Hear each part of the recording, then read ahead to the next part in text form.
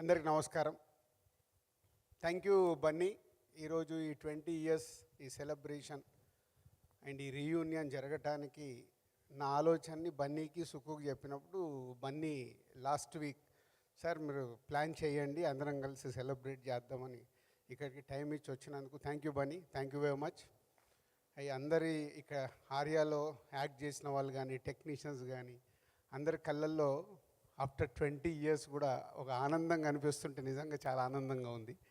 అంటే బన్నీ నేను సుకు కలిసినప్పుడు చాలాసార్లు మాట్లాడుకునే విషయం అంటే ఈరోజు ఈ ఈవెంట్లో అందరూ సక్సెస్ఫుల్గా టాప్ పొజిషన్లో ఉన్న బన్నీ, సుక్కు, నేను, దేవి, రత్నవేల్ గారు, శంకర్ గారు ఇలా చెప్పుకుంటూ పోతే సుబ్బరాజు అందరూ అంటే ఒక సినిమాతో ఇంత మ్యాజిక్ జరగడం అనేది నాకు తెలిసి తెలుగు సినిమా ఇండస్ట్రీలో కాదు ఇండియన్ ఫిలిం ఇండస్ట్రీలో దిస్ అ స్పెషల్ ఫిలిం.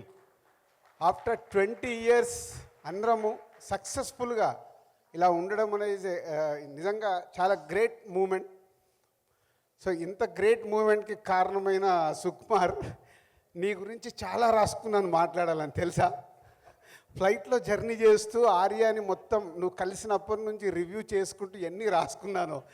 ఈ టైం నిజంగా అంటే హైదరాబాద్లో ఇంత సమ్మర్లో ఇలాంటి వర్షం పడి మన సక్సెస్ సెలబ్రేషన్ వానదేవుడు కూడా చేసినట్టు అనిపించింది నాకు. అంటే ఇందాక అడిగాను ఇంతకుముందు ఎప్పుడన్నా ఎక్కడన్నా ఇండస్ట్రీలో ఇలాంటిది ఈవెంట్ జరిగిందంటే ఎక్కడ జరగలేదు సార్. అంటే everything is a special for Arya. ఆ రోజు టైటిల్ పెట్టిన దగ్గర నుంచి ఆ టైటిల్ గురించి ఎంత ఫైట్ సుక్కుతో ఎన్ని ఫైట్లు ఉన్నాయి అన్నీ ఉన్నాయి. సో మెమొరీస్ అయితే గుర్తు చేసుకోవాలి. నచికేత అంటే బాబు నచికేత. సో కథ చెప్పేటప్పుడు అందరికి నచికేత అని చెప్పేవాడు.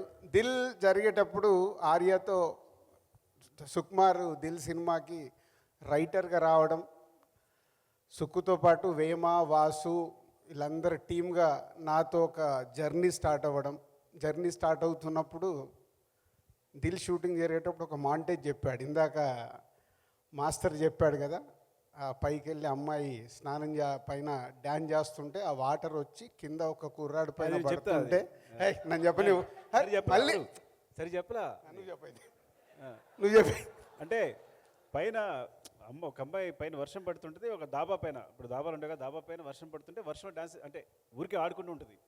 అప్పుడు అన్నీ కొంచెం హైపోథెటికల్ ఉండేవి కదా మూమెంట్స్ అన్నీ. అమ్మాయి డాన్స్ చేస్తుంటే వాటర్ అంతా వచ్చి ఒక పైప్ పైన డాబాలో వాటర్ అంతా ఒక పైప్ కింద పడుతుంటుంది కదా, ఆ పైప్ కింద ఆ వాటర్ని ఫీల్ అవుతూ హీరో ఉంటాడు అనమాట. ఇది చెప్పిన మాంటేజ్. ఈ మాంటేజ్ చెప్పిన వెంటనే ఆయన నువ్వు డైరెక్షన్ చేస్తున్నావు నా బ్యానర్ అన్నారు.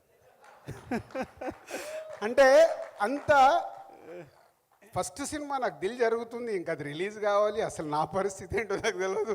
బట్ ఎంత కాన్ఫిడెన్స్ అంటే ఆ మాంటేజ్ భలే ఉంది సుక్కు, అసలు మామూలుగా లేదు అని ఒక జర్నీ. అంటే నాకు అందరు అసిస్టెంట్ డైరెక్టర్లతో వీళ్ళందరితో ప్రొడ్యూసరు అసిస్టెంట్ డైరెక్టర్ రిలేషన్ కంటే ఒక క్లోజ్ అసోసియేట్ అయ్యేది మా అందరికీ. అలా జర్నీ స్టార్ట్ అయింది. దాని తర్వాత సుకుమార్ అన్నపూర్ణ 7 ఎకర్స్లో దిల్ సాంగ్ జరుగుతుంది సార్ నేను కథ చెప్పాలి అన్నాడు. అంటే కొంచెం మాయ చేశాను యాక్చువల్గా. మధ్యాహ్నం అసిస్టెంట్లో నిద్రపోయేవారు, ఈయన డోర్ ఓపెన్ చేస్తే నేను వెలుగు ఉండేవాడిని కావాలని. సో పక్కన నా సిన్సియర్ని గుర్తించాలి అని. అప్పుడు నిద్ర పట్టేది కాదనుకోండి.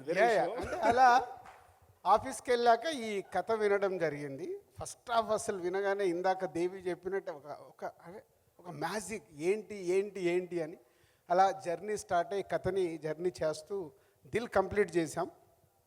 దిల్ కంప్లీట్ అయిన తర్వాత దిల్ రిలీజ్ రోజు ముందు చెప్పా, దిల్ హిట్ అయిందనుకో నేను ప్రొడ్యూసర్గా నిలబడతా, అప్పుడు నీకు అవకాశం ఇస్తా.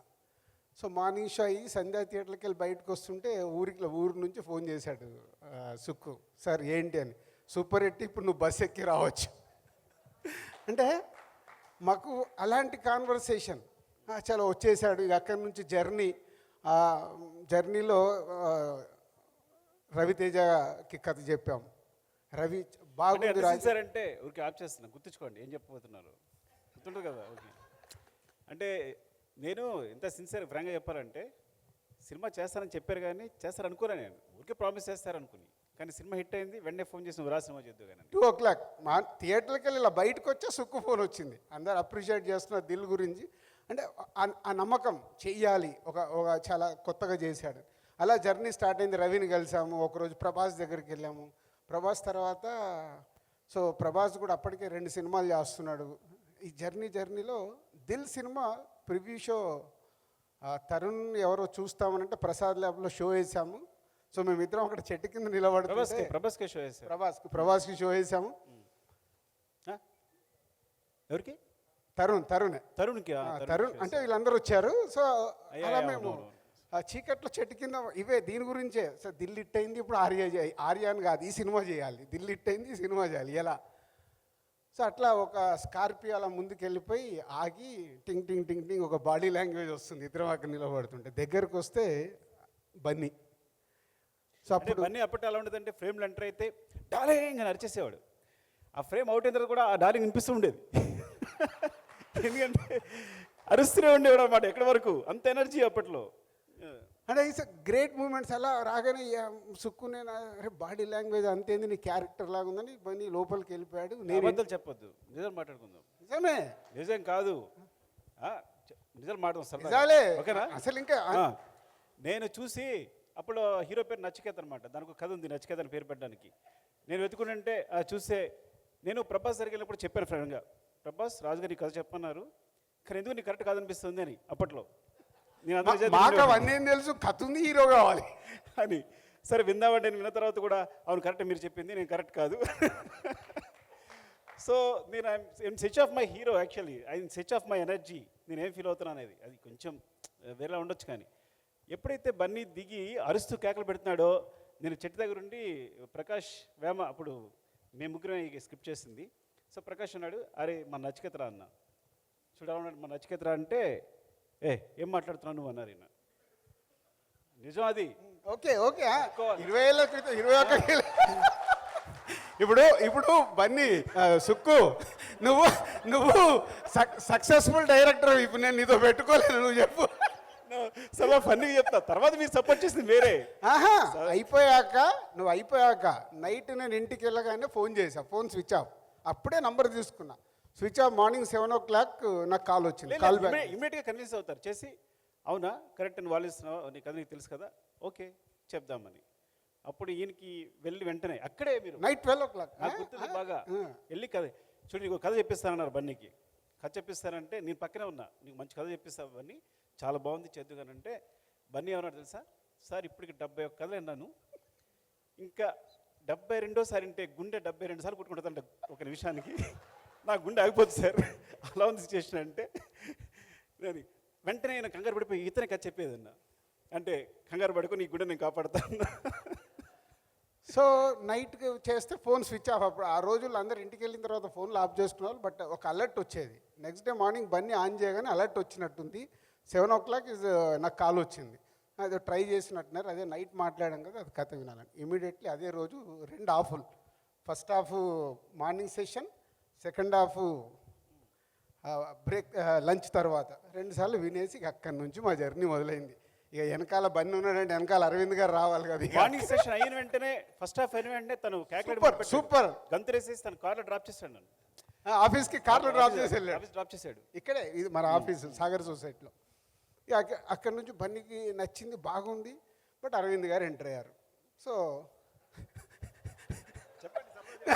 ఆల్రెడీ చెప్పేసా, ఒక సెషన్ అయింది కాదయ్యా బాగుంది ఇది, సార్ ఓకే సార్ చేసుకొని వస్తాం, వెళ్ళాలి. ఏం చెప్పారు, మళ్ళీ రాసుకోవాలి. 2వ సెషన్ అయింది. ఇక సుక్కు ఆల్రెడీ ఆ కథని లోపల పెట్టేసుకొని తను ఏదైతే రాసుకున్నాడో ఎప్పుడు చెప్పించినా అదే ఫ్లో వస్తుంది. సో 3rd టైం అయిపోయి బయటకు వచ్చిన తర్వాత గీతా ఆర్ట్స్ ఆఫీస్ ముందు ఇట్లా కారు వచ్చి ఇట్లా వేసేసుకుని, సార్ నా సాయంత్రం బస్ టికెట్ వేసేయండి. ఏమైందయ్యా, నా వల్ల పట్టేది. ఆగు సుక్కు, ఇప్పుడే కదా ఏదో చెప్పాడు, మనం ఏంది నమ్ముతున్నాం కదా వెళ్దామని. మళ్ళీ అసలు ఏంటి ఏమైంటుందని వేమ, వాసు అండ్ ప్రకాష్. అప్పుడు సార్ ఒక డైలాగ్ ఎంత చెప్పా నాకు ఉంటుంది ఏంటంటే, సార్ ఒక్క పాట 100 సార్లు చెప్పలేక లెక్చర్ జాబాలు వచ్చేసాను, ఇప్పుడు ఇక్కడ అదే చేయమంటారు ఆయన. నేను చేసి సార్ వెళ్ళిపోతున్నాను, ఈ సినిమా అక్కర్లా, నేను జాబ్ చేసుకుంటాను, మ్యాథమెటిక్స్ చెప్పుకుంటా, నాకు దీనికి అదే బెటర్గా ఉంది, చెప్పిన పాట మళ్ళీ చెప్పొచ్చు, అయిపోయింది. నాకు అప్పుడు స్కోడా కార్ ఏదో ఉంటే వచ్చేసి ఈవినింగ్ బస్ టికెట్ వేసేయండి అంటాడు. సరే అయిపోయి మళ్ళీ జర్నీ స్టార్ట్ చేస్తే ఏదో ఒక దగ్గర కమ్యూనికేషన్ ఆగిపోయింది ఈ సినిమాకి. తర్వాత సత్యనారాయణ రెడ్డి గారి ద్వారా మళ్ళీ మాకు కమ్యూనికేట్ అవ్వడం, అరవింద్ గారు వాళ్ళ కథ ఏమైంది, వాళ్ళు వెయిట్ చేస్తున్నారు. అప్పుడు కాన్ఫిడెంట్గా అనుకొని బన్నీని ఆఫీస్కి పిలిచాం. వినాయక చవితి రోజు బన్నీ ఆఫీస్కి వచ్చి కూర్చొని ఒక్కొక్క సీన్ చెప్తుంటే బన్నీ ఒక్కొక్క సీన్ రాసుకున్నాడు. అంటే మామూలు జర్నీ కాదు, వాళ్ళ 20 years తర్వాత కూడా ఈ సెలబ్రేషన్ చేస్తూ ఇక్కడ అందరం ఉన్నామనంటే ప్రతి ఒక్కరు ఈజ్ ఇన్వాల్వ్మెంట్. బన్నీ నేను హీరో అని, సుక్కు డైరెక్టర్. సినిమా మెటీరియలైజ్ చేయడం కోసం ఫ్రాంక్గా చెప్పాలంటే వీళ్ళిద్దరు కష్టపడ్డారు. ఇప్పుడు నిజాలు మాట్లాడుకోవచ్చు కాబట్టి. ఎందుకంటే సెకండ్ హాఫ్ ఇద్దరు కూర్చుని నేను ఇంకా చెప్తాను కదా, నా మైండ్ ఆఫ్ అయిపోయింది, మళ్ళీ చెప్పలేను, అలాంటి కొంచెం ఫ్రాంక్గా చెప్పాలంటే చెప్పలేకపోతున్నా. ఆ సిచ్యువేషన్లో ఇద్దరు కూర్చొని చెప్పారు అరవింద్ గారికి scene to scene. So Bunny రాసుకున్న తర్వాత మళ్ళీ అరవింద్ గారి టైం తీసుకొని వెళ్ళి బన్నీ ఇప్పుడు మేమిద్దరం కూర్చొని సీన్ టు సీన్ ఎక్స్ప్లెయిన్ చేస్తే లేచి అరవింద్ గారు షేక్ హ్యాండ్ ఇచ్చారు. అలా ఈ సినిమా మొదలవ్వటానికి సో టీమ్గా ఒక ఎఫర్ట్స్ పెట్టి జరిగింది. అక్కడి నుంచి మా ఇద్దరికి చాలా గొడవలు ఉన్నాయనుకో. గొడవలు అంటే ఫ్రెండ్లీ గొడవలు, ఎప్పుడు వేరేలాంటివి కాదు. ఒక్కసారి 3 రోజులు మాట్లాడుకోకుండా ఉన్నాం. అయినా మళ్ళీ నేనే రూమ్కి వెళ్ళిపోయా. టైం లేదు, ఆల్రెడీ 11 అవుతుంది, మాట్లాడట్లేదు. సో వెళ్ళిపోయి వైజాగ్లో ఏంటి బాబు నీ ప్రాబ్లం అని చెప్పు, నువ్వు సినిమా గురించే ఆలోచించేది, నేను సినిమా గురించే, విల్ ఫర్ వర్క్. గొడవలు ఉండేవి. పొద్దున నేనేమో మొహం తిప్పుని ఇలా ఉండేవాడిని, కూర్చుంటే ఇద్దరం కలిసారంటే ఎక్కడికి వెళ్ళి ఒకే రూమ్లో ఉండేవాళ్ళం, వేరే లాగించుకోవద్దు. నో అంటే ఎకానమీ ఇప్పుడు అప్కమింగ్ అప్పుడే స్టార్ట్ అయ్యాము. ఎకానమీ ఒక రూమ్ కంటే అమ్మ మళ్ళీ 1000 రూపాయలు ఎక్కువ అవుతాయి, ఎందుకు కలిసి ప్రేమతో అనుకున్నాను. ప్రొడ్యూసర్ ఏం ఆలోచిస్తాడు, ప్రొడ్యూసర్ ఆలోచించేది అప్పుడు ఎకానమీ. సో అలా జర్నీ ఎన్నో అద్భుతమైన మూమెంట్స్. ఇందాక దేవి చెప్పినట్టు ఒక్కొక్క పాటించేవారు.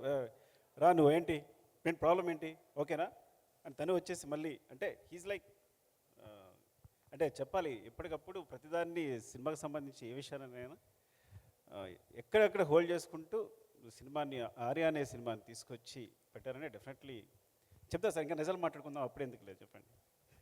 సో అలా ఎన్నో మూమెంట్స్తో అద్భుతంగా చేస్తూ ఈ జర్నీ చేసాం. దానికి దేవి మ్యూజిక్ కానీ, రత్నవేల్ గారి విజువల్స్ కానీ, so other technicians, every moment adding అయ్యే ఈ ఆర్య తయారైంది అప్పుడు. సో ఈ ఆర్య తయారవ్వటానికి Sukku it's a 100% your baby. So నువ్వు మీలో ఉన్నవన్నీ రైట్ రూట్లో రైట్ రాంగ్ అనిపిస్తే రాంగ్ అని చెప్పడం తప్పితే మేము చేసింది ఏం లేదు. ఏ సీన్ రాసినా నువ్వు రాసుకుందే, రైట్ రాంగ్ చెప్పడమే. దానికి గంగోత్రి అప్పుడు బన్నీ అరవింద్ గారు రాఘవేంద్రరావు గారిని పెట్టి ఒక సెటప్కి పెట్టి హిట్ తీస్తే బన్నీ మేక్ ఓవర్ అవ్వడం ఈ సినిమా కోసం. ఇందాక శివబాలాజీ చెప్తూ నాకు గుర్తుంది, అల్లురామలింగే గారు అక్కడ అన్నపూర్ణలో స్టేట్గా ఒక పెద్దది ఆ రన్నింగ్ది స్టిల్ పెట్టినప్పుడు రామలింగే గారు అక్కడ కూర్చొని అలాగే చాలాసేపు చూస్తున్నాడు. ఆ రోజు అనిపించింది నాకు, అంటే తాత ఇండస్ట్రీలో ఇంత పెద్ద ఆర్టిస్ట్ అయినా, ఫాదర్ అంత పెద్ద ప్రొడ్యూసర్ అయినా, తాత బన్నీ సైడ్ చూసుకుంటుండే, ఆహా ఏదో ఒక రోజు బన్నీ వేలుతాడు అని. అది ఈరోజు నిజంగా అంటే అది ఎఫర్ట్స్.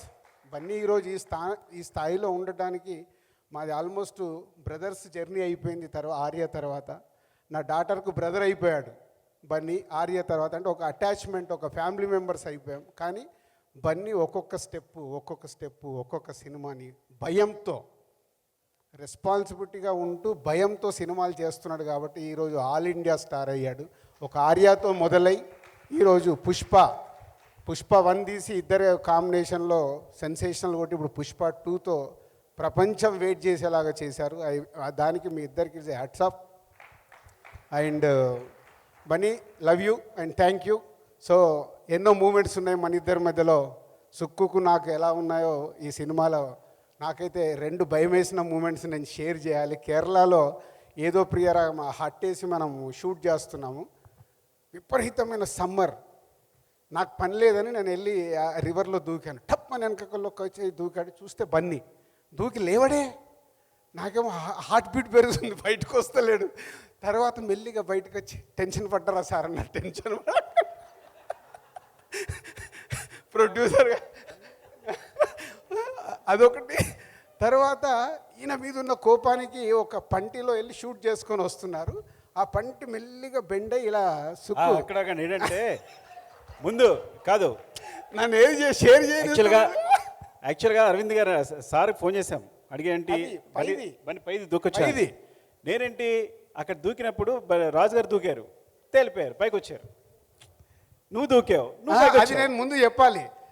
కాదు, ఫస్ట్ ఆ సినిమాలో జంప్ చేసేది ఉంది కదా, డాడీ అసలు ఒప్పుకోవట్లేదు. నో నో నో రివర్లో దూకేది లేదు, ఏం లేదు అంటే నేను ఫోన్ చేసి ఎవరో వాసు ఎవరో కల్పిస్తే, సరే ఏం కాదు సార్ కిందంతా సెట్, వద్దే అంటే, సార్ మీ కొడుకు మీద అంత టెన్షన్ ఉంటే ఫస్ట్ నేను దూకుతా, నేను వెళ్ళిపోయి తర్వాత దూకమంటే నిజంగా నేను వెళ్ళి దూకేసా. నేను దూకి మొత్తం అక్కడ రెడీ పెడితే షార్ట్ బన్నీతో తీశారు. సో ఆ షార్ట్ కంప్లీట్ అయింది. ఇప్పుడు నువ్వు చెప్పు నీ ఎపిసోడ్. నేను అప్పుడు 100 రోల్స్ ఎన్ని అయినట్టున్నాయి, ఈయనకేమో కోపం ఏమో ఎక్కువ తినేస్తాయి కదా రీల్స్ అన్ని. 400 ఎవ్రీ 100కు స్వీట్, ఎవ్రీ 100కు స్వీట్ పెట్టాలి, తిప్పి కొట్టాలి. మాట్లాడితే 100 అయిన వెంటనే కొట్టేవాడు ఈయన, స్వీట్ ఇచ్చి వెనకాల ఫట్ ఫట్ కొడుతుండేవాడు, చెయ్యిలా విరిచేస్తుండేవాడు పట్టుకుని. ఫ్రాంక్గా చెప్పాలంటే ఇది పాత నొప్పి, చెయ్యి ఇంకా నొప్పి ఉంది నాకు ఏదైనా చేయాలంటే.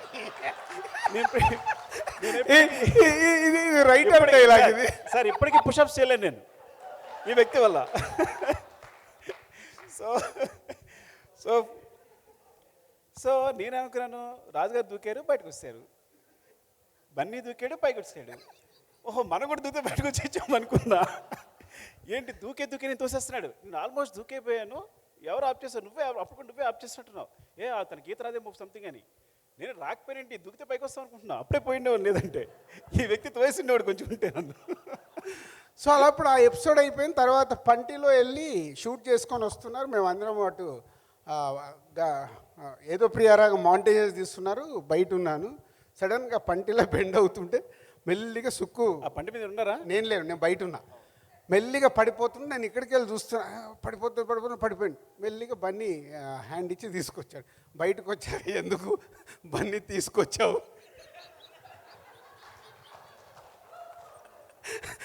వదిలేస్తే అయిపోయేది, నాకు పీడ పోయేది కదా అంటే వాళ్ళిద్దరు ఈ సినిమా హిట్ అవుతే ప్రామిస్ చేయించుకున్నారు.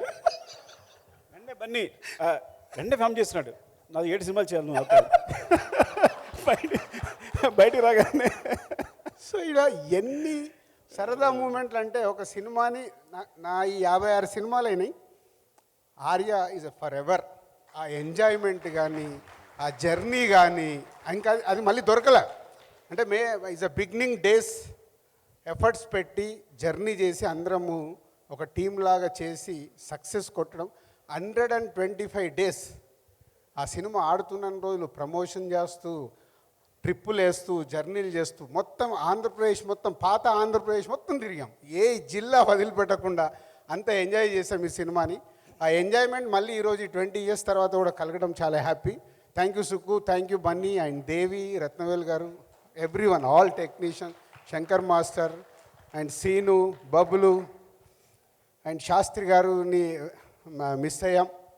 శాస్త్రి గారి పాటలల్లో ఒకరోజు సుక్కు ఏదో టప్మని లిరిక్ మార్చుకున్నాడు, గుర్తుందో లేదు? అవునవును, ఆయన నాకు పోయి one side love oh my brother బ్రదర్లో రాత్రి మేము ఒక్క కూల్ డ్రింక్లో 2 స్టాల్ వేయక్కర్లేదు, సొల్లు కబులు చెప్పక్కర్లేదు, ఏదో రాసి వేసాం. సో 2 లైన్లు మార్చాడు. సాంగ్ రిలీజ్ అయ్యాక శాస్త్రి గారు నాకు ఏందయ్యా నేను రాసి ఇచ్చింది, మమ్మల్ని తిట్టారు పిలిచి, అరే మీరు పేరుని రాసుకోవచ్చు కదరా, ఎందుకు రాశారా మీరు, సొల్లు కబుర్లు అనేది సొల్లు అనేది ఉర్దూ పదరా, తెలుగు కదరా అని చెప్పి మా ఇద్దరు దారికి తిట్టారు అప్పుడు.